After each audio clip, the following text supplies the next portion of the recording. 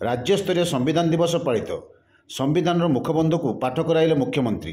संविधान मूल्यबोध प्रति सचेतन रही निजर मौलिक कर्तव्य को पालन करने को मुख्यमंत्री को आह्वान। आम संविधान आम स्वाभिमान पदयात्रा सामिल हेले 1000 अधिक व्यक्ति। आज नवेम्बर 26 तारिख संविधान दिवस। यही अवसर में स्थानीय एजी छकटारे आयोजित एक कार्यक्रम में जोगदेले मुख्यमंत्री श्री मोहन चरण माझी। श्री माझी कहते जे संविधान हेउची आम स्वाधीन भारतर पुण्य ग्रंथ, देशर मार्गदर्शक, देशर सबु आईन कानून विधि व्यवस्थार मुख्य स्रोत।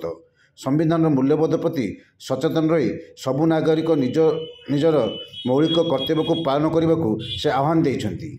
यही अवसर में मुख्यमंत्री एवं राज्य मंत्रिमंडल उपस्थित सदस्यगण प्रथमे संविधान चिठा प्रस्तुत कमिटीर अध्यक्ष डॉक्टर बाबा साहेब भीमराव आंबेडकर प्रतिमूर्ति में पुष्प प्रदान कर श्रद्धांजलि अर्पण करथिले। कार्यक्रम में मुख्यमंत्री सेठार उपस्थित जनसाधारण को संविधान मुखबंध को पाठ कराइथिले।